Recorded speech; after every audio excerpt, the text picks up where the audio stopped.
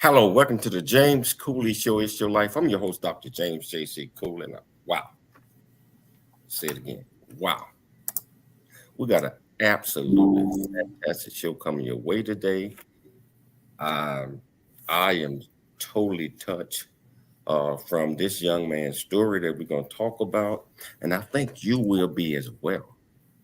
So I think everybody needs to sit back, get you about 8, 9 bags of popcorn, have an open heart, pay attention because we got something coming your way. And I'm not going to give it away quite right now because I know my executive producer uh, and also co-host will probably beat me up if I gave away the title, if I gave away anything right now. So, welcome to the show, Dr. Michelle Cooley. How are you doing today? Hey, I'm doing great, James. Yes, thank you for not giving away the title. We have we have an amazing show. We have an amazing show. We have this gentleman on the show who's going to share his story about, trials, tribulations, but then faith, a second chance, and giving back. So talking to him and just reading a couple of things. That's how I would phrase it. But we're going to give him the seat, the platform to tell his story and how he is giving back based on what he went through. Well, let me give you a quick synopsis. Many times in life, especially when we're young, we find ourselves making mistakes. And sometimes we continue to follow that path and take on more, follow that path, make mistakes, do bad things that could potentially land us in trouble.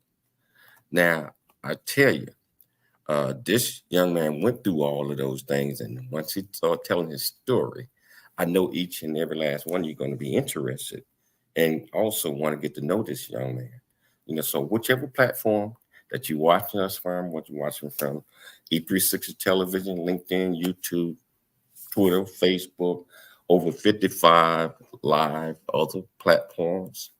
Welcome to the show. If you want to be part of the conversation, all you have to do is just go to the comments where you're watching the show at. And I promise you we'll get your answer. Michelle, I am ready to get this show started. So can you please tell our viewers, our listeners, the title of the show, purpose of the show, and introduce this absolutely wonderful guest that we got. Yes. Well, the title of today's show is Meet Travis May. And we're having a sit-down discussion with this amazing man. He's a speaker. He's a mentor.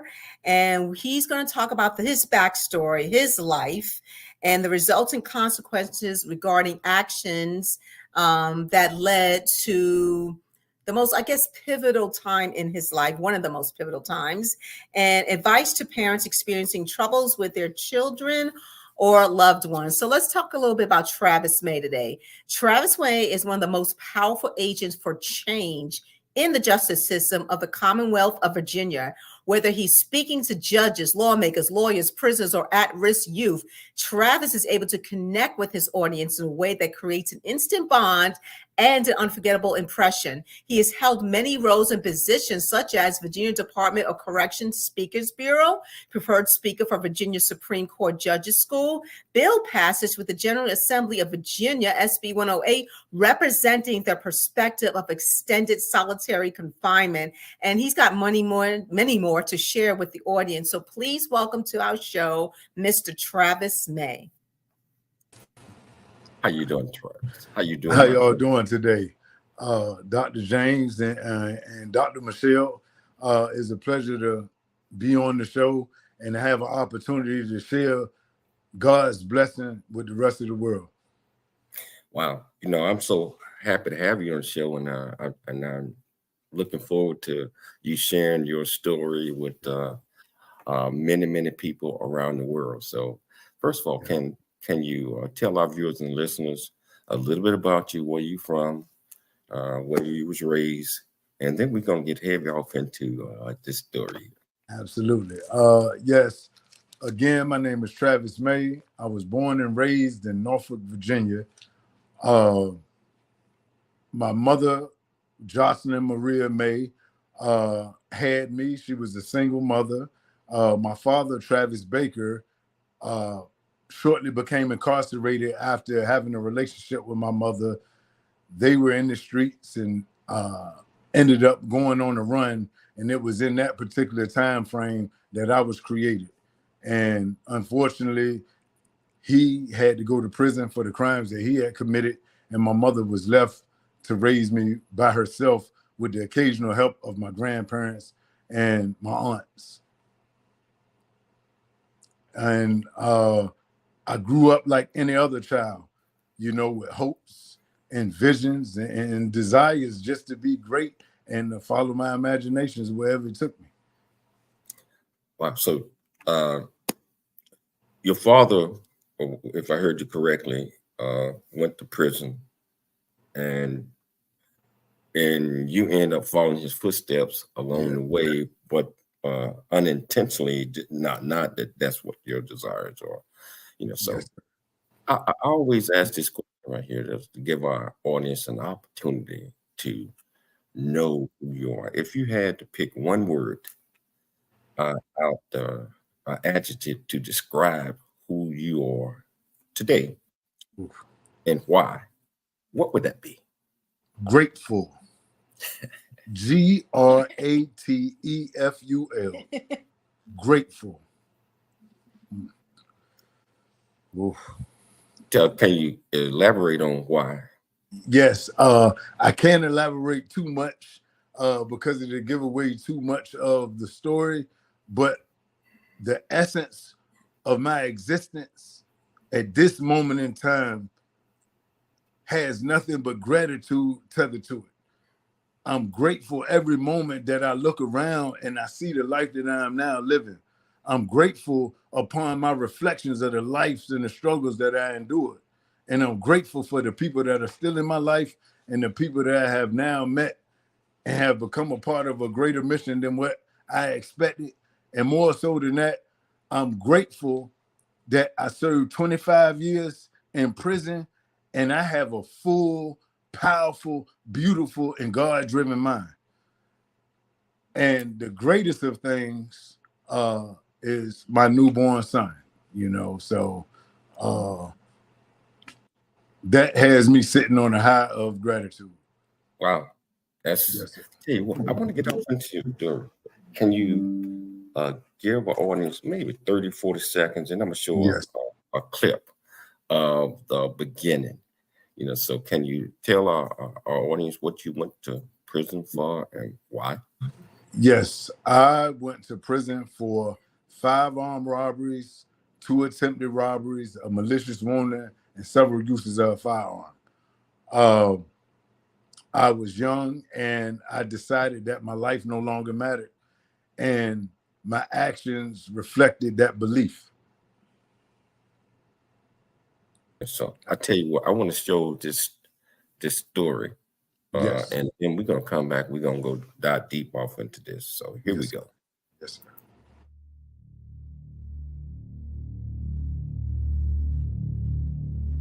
I come from circumstances of powerlessness, hopelessness, unworthiness. But with this gun, I got power. He show up at the house, car full of gangsters. He get out and tell me they have been doing some armed robberies and the police were after them and that I have some money so he could get away. So when I heard that he had been locked up, I was grateful because he was alive. I panicked. We have to get the best attorney money can buy. We have to get him out of this. Never would I have expected another human being to impose a sentence of that magnitude on a kid.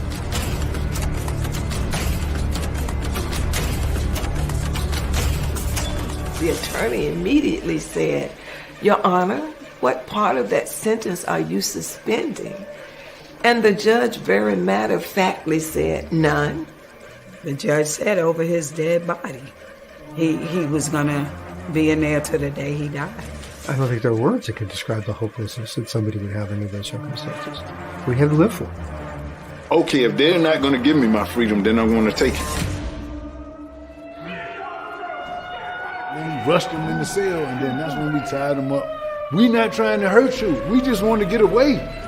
we got too much time. And I remember saying this over and over again. We see him see us, and he says, "Oh shit!" And then he hit his walkie-talkie. And when he hit his walkie-talkie, officers came running out of all the buildings. The sergeant that seen us is yelling to the yard tower to shoot us. My thinking at this time, okay, I'm about to die. And I'm thinking this as they beating me down on the ground and totally surrendered. Like, okay, I done tried everything. And now I tried to escape and I ain't making it. I'm free.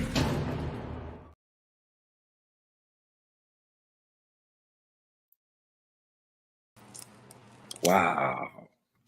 Wow. So powerful. Travis, let's pick it up from here. Yes. So let's go into the beginning of your story. Yeah, you mentioned 5 robberies and all of these things. Can you go into this and explain what was you thinking when you was doing these things? Did you think it was okay and just got used to it? Let our viewers and our listeners hear the whole story. Let's do it. Okay. First of all, I did not come into the world desiring to do armed robberies or to be in the streets at all.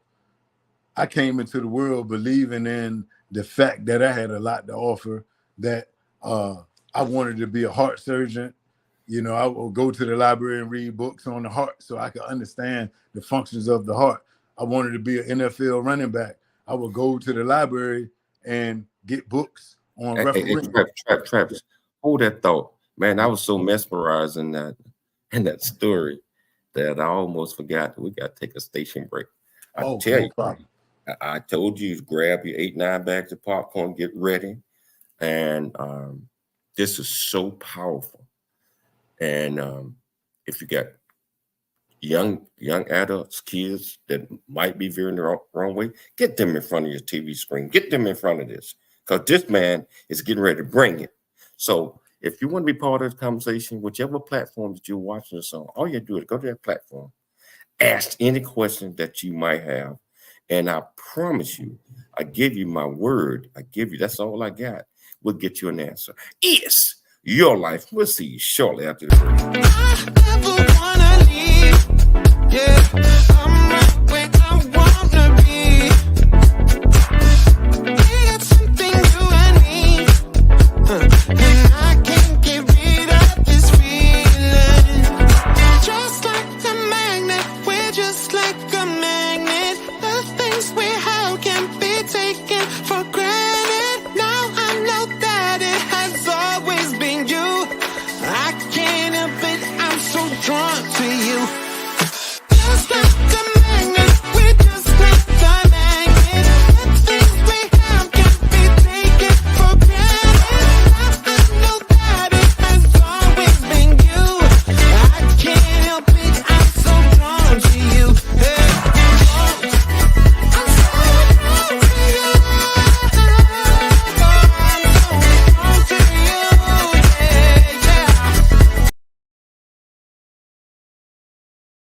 Really get a chance to know who you are.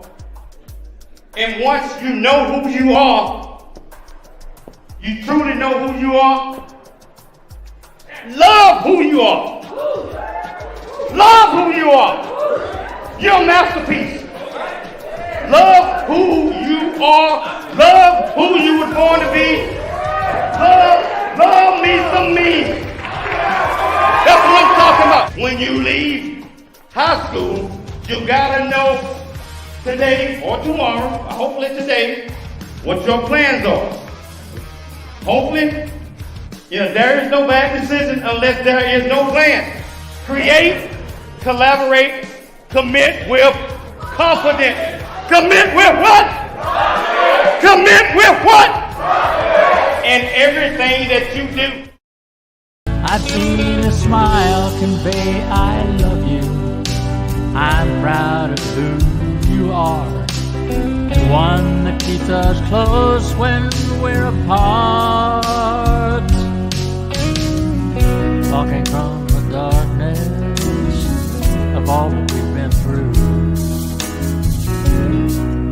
it seems that there might be a way to leave behind the loneliness we've known and live again life of many.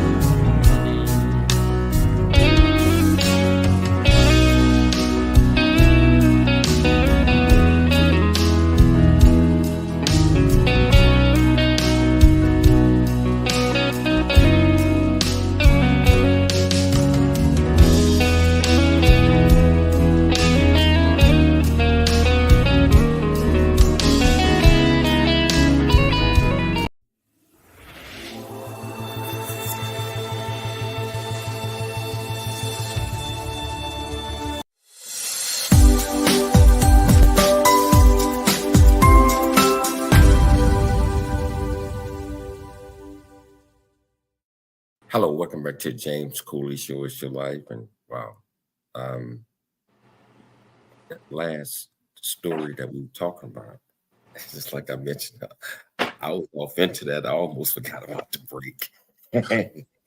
We got to pay the bills, so I can't forget about that one. But I'm just excited to have this young man on the show today, sharing his story. And it's an eye opener. And I want to pick it up from there. Travis, you was explaining the beginning, how a lot of these things develop and how it affected you. So can you pick that up again? Yes, sir. As I said, I had a lot going on within me, a lot of hopes, a lot of dreams, and a lot of desires. But what I didn't have was the capabilities to understand what was going on around me. And what I mean by that is at this particular time that I'm with my mother, and we would occasionally be visited by my grandparents and my aunts and other family members showing support. We moved into a community where my mother absorbed herself in the fabric of that community. And it was a community of survival and excitement. And from an early age, my mother was a very exciting personality. Everybody in the neighborhood came to know her. She had a reputation of a woman that would go hard like a man, meaning she would fight men. My mother was selling drugs. She was young herself, and she got pulled into her environment and then started to get fueled off her environment. And I did not know how to process these things that I was bearing witness to. I just know that they brought me excitement as well. And oftentimes my mother would have me with her whenever she was doing what she was doing to help us survive. Whether it was selling drugs, whether it was stealing or boosting or whatever the case may be, it was something that became natural to me at an early age. It wasn't frowned upon by my community, and it wasn't frowned upon by my mother and her boyfriend. So it was no reason for me to see it as something other than the thing to do. The only time I would run into conflict with the way that I was when I would spend time with my grandparents, because my grandparents were church-going individuals. They were very faithful in the church, and their faith did not transfer over to my faith because I did not know how to make faith practical in my life. So I served what was before me, and it was the excitement of my surroundings, and pretty soon it became very clear that my mother was married to the streets and distracted by trying to make sure that we survived. And my grandparents started to figure out that me and now my sister, because my mother had other children at this time, were not in a healthy place for a child to be. So they came together and decided to take me and my sister away from my mother. Now, I was 7 years old at this time. For 7 years, I knew this life.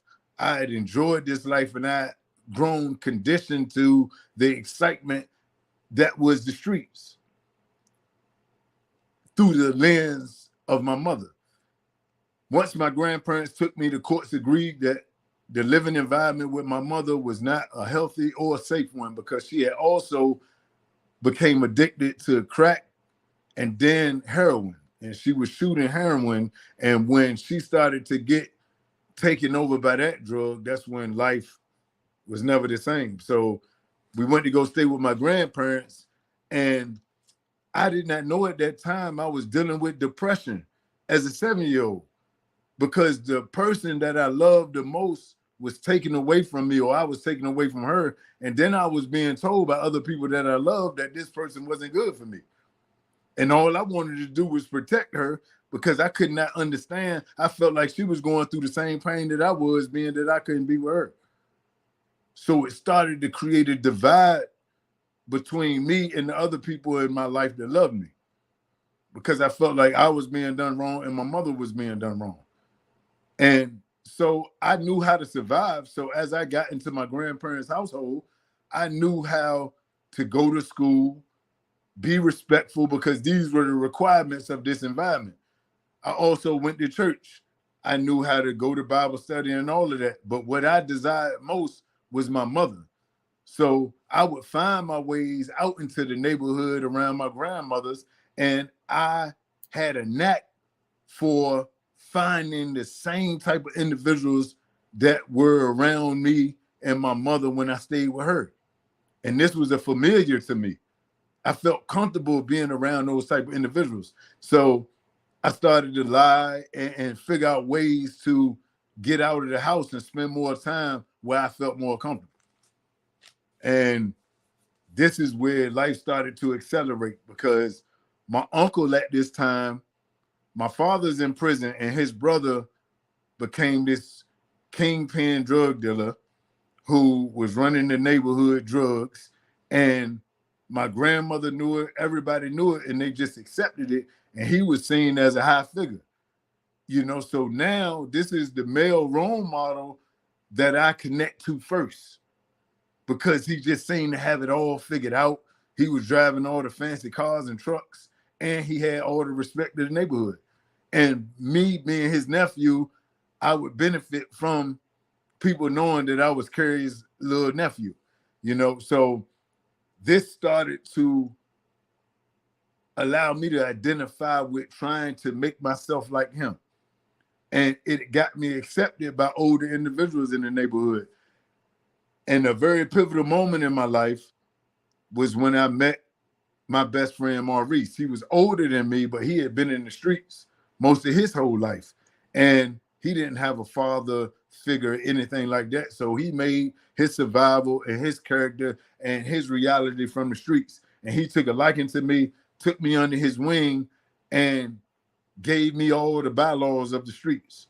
So now I'm operating, feeling like a man, even though I'm only 14 and 15 years old at this time.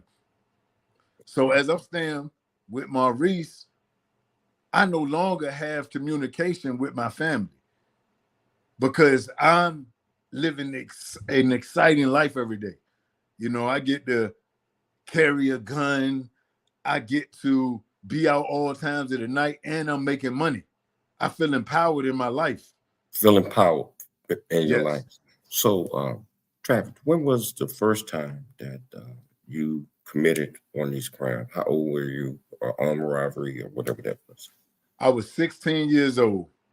It was 1.5 weeks after I found out that my best friend Maurice had just been killed doing a robbery of his own.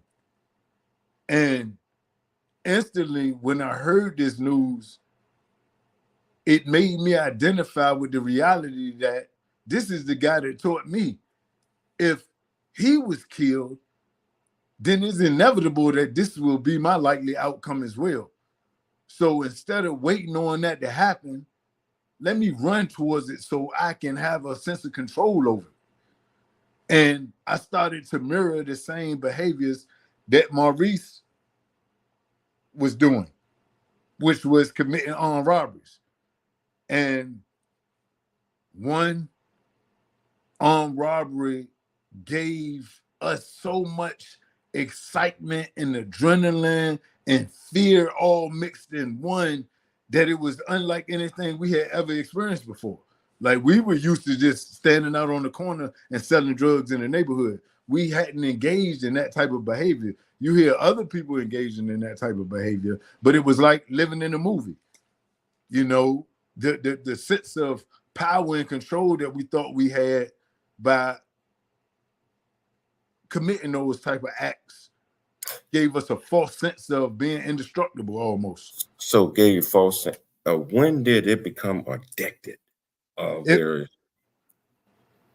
Yes, sir. It became addictive after the third robbery, because the first two, it was more fear-driven because you didn't want to get caught. You were scared. You didn't know if somebody was going to buck or what the case may be. Would we have to shoot someone because we knew that this possibility existed and we were willing to make that next transition over to violence.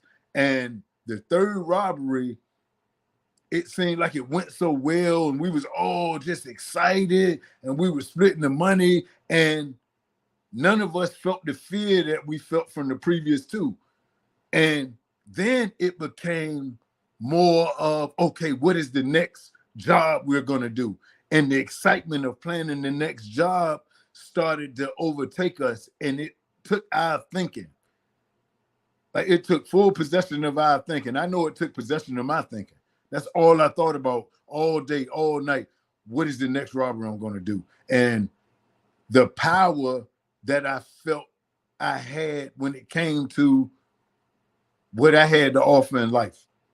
My friends felt safe around me because I was able to show an attitude of not caring at all, because I had already accepted that my life was going to be short like Maurice.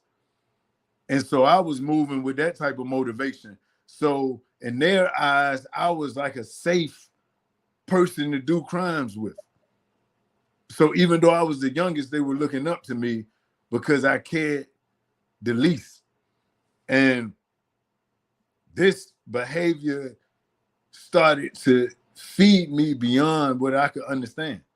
You know, I would not leave my house. I would not go to sleep without a gun because I knew what we were doing. I knew what our other friends were doing, and I didn't want to be a victim of what I was doing to others. And I felt like this gun was my protector from ever having to experience that. When did you know, or did you think that these consequences, that what you were doing was going to lead to the consequences that it led to? We got about a minute and a half before the break, and then we're going to come back and really dive off into this. Well, I never really believed that I would deal with the consequences that I ended up dealing with. I truly believed that I would be killed before I would ever see a jail or a prison cell. So I never factored in jail or prison. I always factored in my piece of being willing to die when the moment came. Wow. Hold that thought. Yes, sir. This is exciting. And this is so, and I appreciate your honesty and you sharing it. We're going to take a station break. We're going to come back and we're going to dive even deeper into Travis' thinking and what he was going through. And we're going to talk about some of the consequences that came out of that. So if you want to be part of this conversation, all you have to do is go to the platform that you own. Ask any question that you might have. I promise you, we'll get you an answer. It's your life. And we'll be back shortly after the break.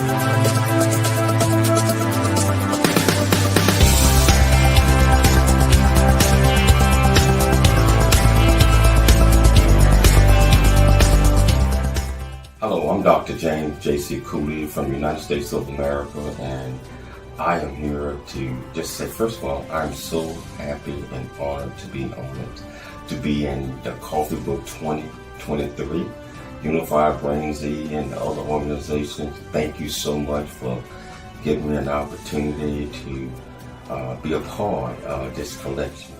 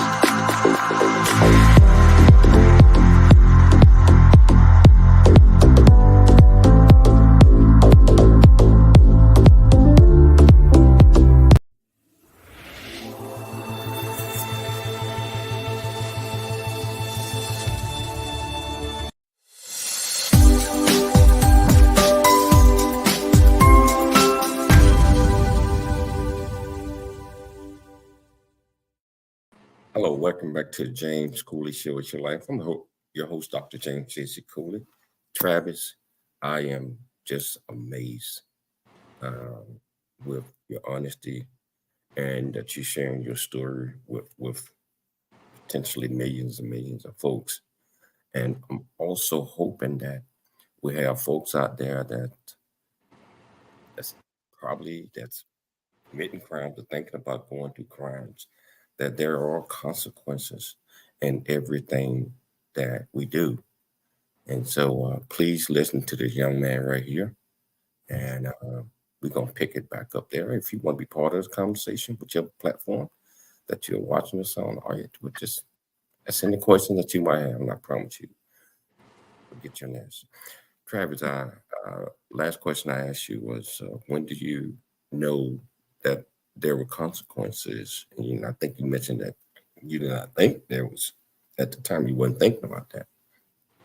So can you tell our listeners and viewers what happened to you, I'm talking about the fifth time or whatever that was, where you got caught, and what happened? And I want to show part 2 of the video, Okay. but I want you to get it started. Yes, sir. Fortunately for me, my belief did not come true. And as you said, the consequence came to bear down upon me. After about 3 months of these crime sprees, if you will, I found myself sitting in Virginia Beach Police Precinct, being told that I'm being charged with several armed robberies and a malicious wounding and several uses of a firearm. And these charges were serious enough that they were going to seek me being certified, meaning I would be prosecuted as an adult, even though I was a child. So I had always been taught to take responsibility. If you get caught, take responsibility, own yours. And so I had no idea that I would be sitting in a reality that I was sitting in, meaning prison. So now that this is the reality, let's go ahead and get it. Let's go ahead and do it. What do I need to do to take responsibility for myself? And I did what I needed to do, meaning I went to trial. I listened to everything that my attorney told me. He said, listen, these charges are serious. Every last one of them carries a life sentence. Plus, you're looking at life plus 75 years. All we can do is ask for the mercy of the court. You plead guilty, and we avoid you receiving any life sentences. So my plea bargain was to plead guilty of the crimes that I committed, not to be sentenced to a life sentence. and to receive a term of year sentence. And this allowed my attorney to argue before the court for a lighter sentence, which was 33 years. The least amount of time that I could receive was 33 years in the state penitentiary. The prosecution asked for 75 years because they felt like the charges were that serious and demanded that type of punishment. My lawyer also made the court very aware of the fact that any time that I received, whether it was 75, 33, or whatever the judge deemed fit, I would be serving all of that time, because Virginia at that time had a working 3 strikes law, meaning that if your crimes weren't considered a part of a common act, then they would be broken up into strikes. So being that I had 5 armed robberies, that means I had 3 or more strikes. So I would be treated as a 3 striker.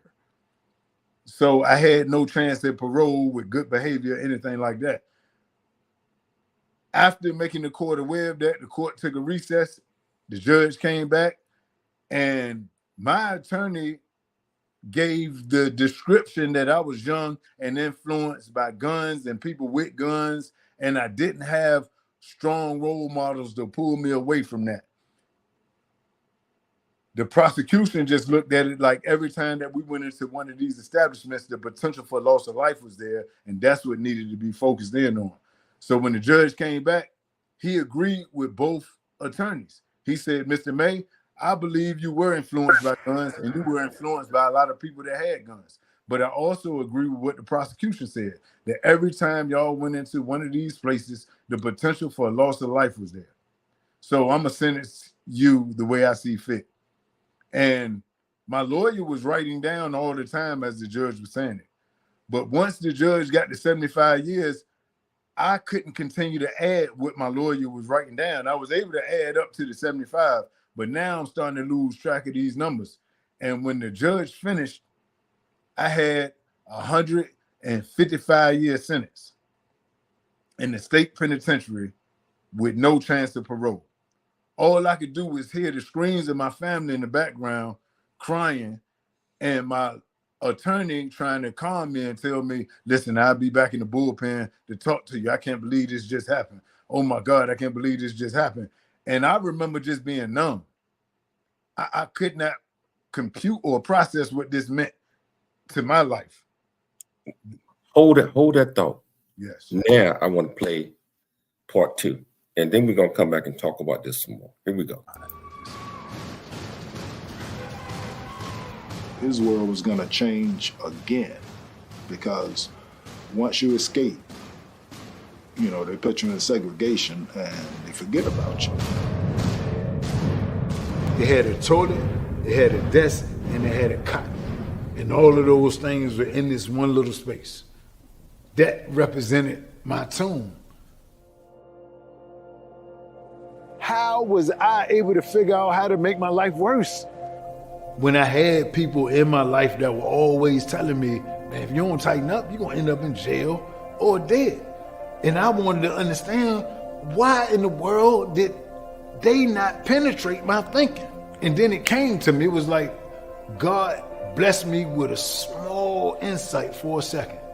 He was facing over 200 years and in solitary confinement, and he found a way to see something positive in that and want to make a difference in not only his own life, but other people's lives, knowing that he wasn't going to probably get out of prison. So one day I went up there and watched him speak. And when I saw the speech that he gave and the encouragement and the tears in the other prisoners' eyes, I knew. I said, he's a different person. He's a great man. I knew I had a false sense of respect in the prison system because I tried to escape. So guys were trying to give me all of this respect, and I was taking that respect off the table. Don't respect me. I gave up. The only way to take a gun out of a child's hand is to be back present with the child in their being, not allowing the behavior to ever overshadow the worth of the child. I just see it as a divine intervention, I guess, if you will, and just looking at the lives that he's touched, just my life personally, the kids that he's worked with, the judges that he's spoken to, and how their eyes have been opened to the possibilities of reform. And I mean, just look at all of the good that's come from him. To think of him not being here and still being in solitary confinement, you'd have to think of all of that being gone, never existing. Respect the man that's taking responsibility for the space he's standing in. And he's trying to put together a different work, a different effect to his life. Respect that man. That's who I am now. You matter. You beautiful, and life is worth living.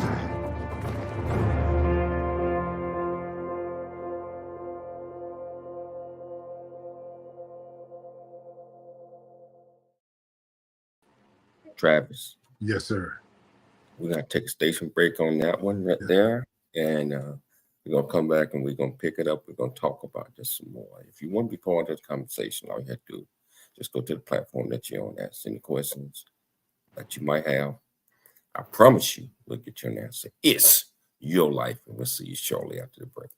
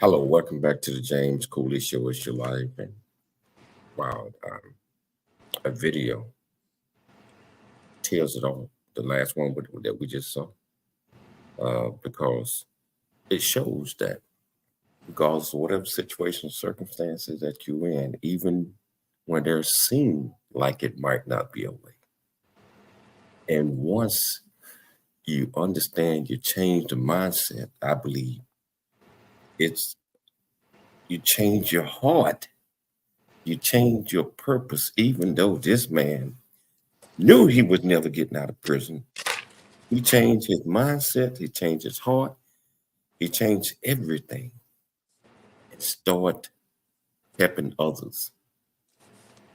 And we get ready to talk about that one right now. So, hey, Travis.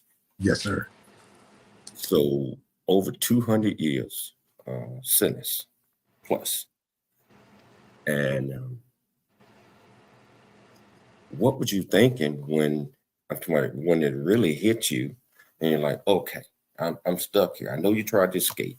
Right. I think you did escape, I think. Yeah, it was an attempted escape. Yes. And once you was caught, when did you have a change? And okay, I'm going to do good. I'm going to be the best me that I can be. Can you tell us a little bit about that moment And what was the first good act that you did, and then you caught on to it and locked into it, and you continue to do that? Indeed. Well, before the escape, I never really accepted the reality that I would die in prison, because I allowed myself to become distracted by the things in prison to keep me from taking responsibility for the life that I had produced up until that point. And it was until I received a letter from my lawyer telling me that my last appeal had been exhausted and there was nothing else that could be done in my case that true hopelessness set in. And that's when I formulated the idea to escape, because I felt at that time to breathe one moment of free air would be greater than just waiting to die in prison. And if I died in the process of trying to breathe this free air, I was free. And if I made it, then I was free. Because my definition of freedom at that point was anything on the other side of those prison gates. Because I went in at 16 and I felt like I was born in there. 7 years had passed before I tried to escape. And I had lost the woman who tried to fill the holes of my mother, who was my grandmother. No, she had passed, and I could not go to her funeral because I was a security risk because I had too much time.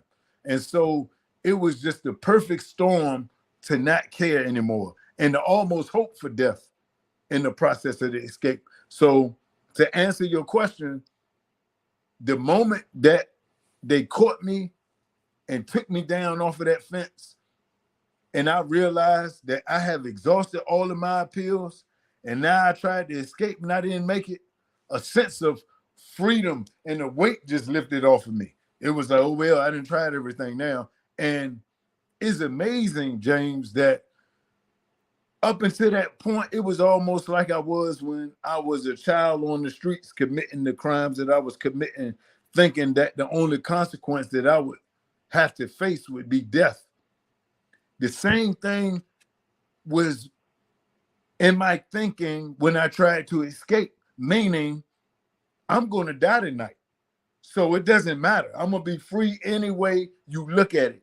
So the fact that they had me down on the ground and they were cuffing me and beating me, and now I'm about to go into a whole nother reality and consequence that I didn't even factor in, put me in a world that I had no reference for. So now that I tried to escape, I have become an escape risk, and I'm headed off to a super maximum prison to be my final resting place. And I still was looking for ways to escape within that segregation cell.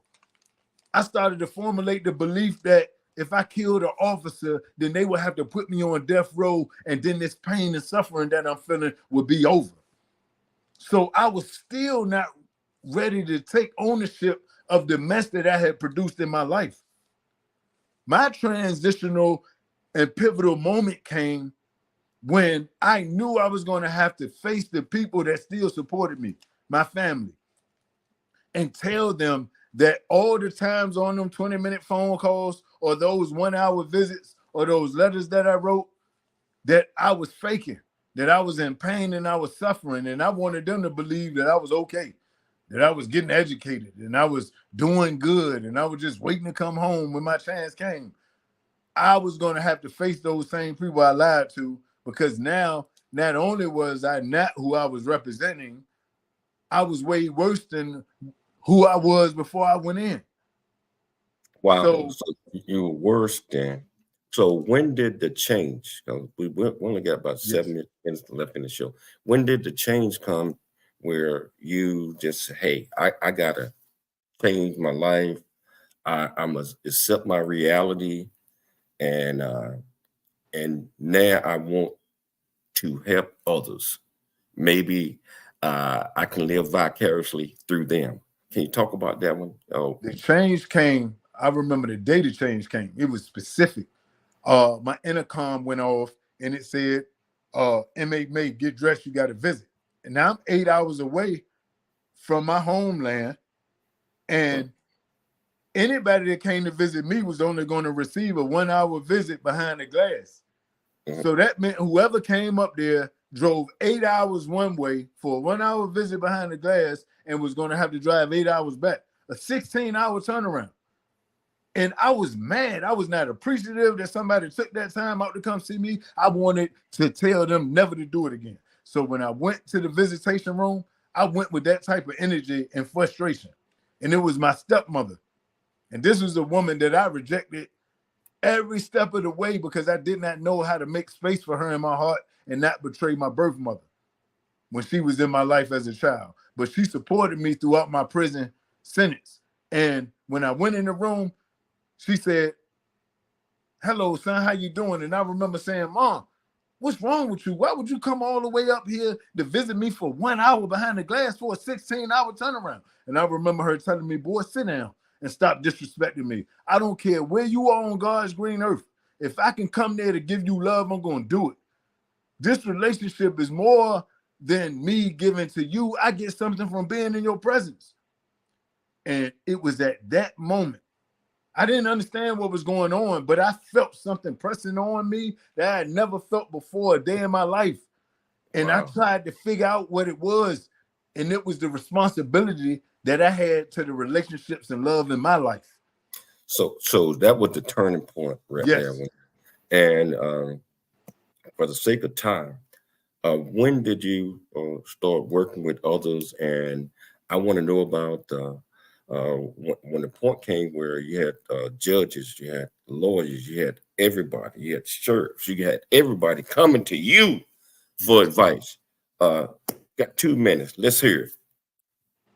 The minute that I realized that I had value, that I had been feeding a falsehood that I didn't matter. The minute that I accepted that I mattered, it all became clear. Why did I not listen? As I said in the video.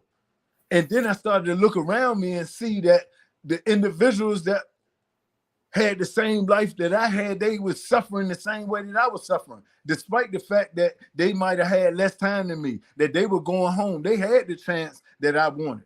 And instead of judging them, I wanted to connect them to that second chance, that rebirthing. And the only way that I could do that was to sit present with them in heart and to see their worth and not see their behavior. And that's when my words were able to start penetrating their minds and then their hearts. And then I started to have an influence in the prison. And next thing I know, people were asking me, when was I going home? And I was like, oh, I ain't never going home. You know, I'm in here forever. And from that moment and motivation, God revealed my purpose in life was to sit present with his children, see their worth, and feed that. One heart at a time. When did the judges, everybody start coming to you? We got like 2 minutes, a little bit more than 2 minutes. Start coming to you, and when did you get notified that the stuff that you were doing, and the governor said, "I got to reward that man"? I got to say this: I would not be sitting here as well if it wasn't for the motivation of my family.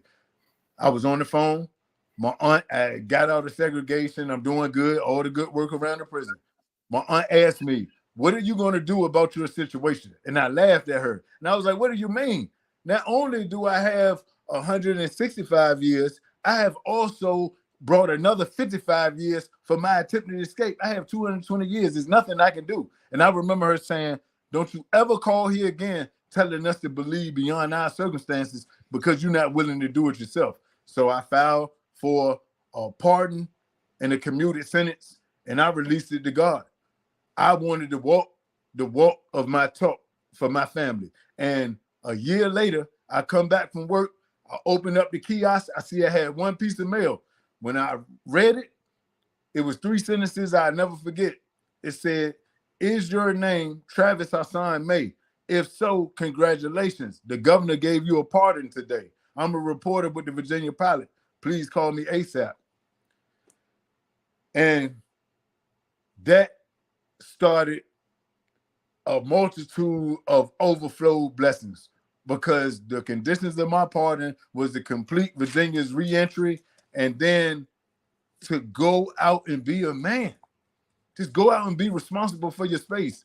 And right after getting out, all I wanted to do was come back in to let the guys know that no matter what your circumstances look like, it can never speak to the purpose of your heart and your worth.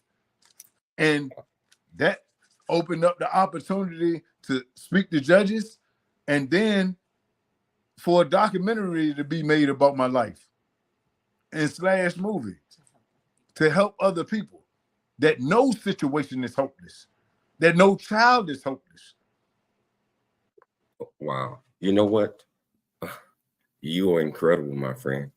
We have to do a part 2. We have to do a part 2 because there's so much more that we need to reach out to the world and let them know. So I want to thank you.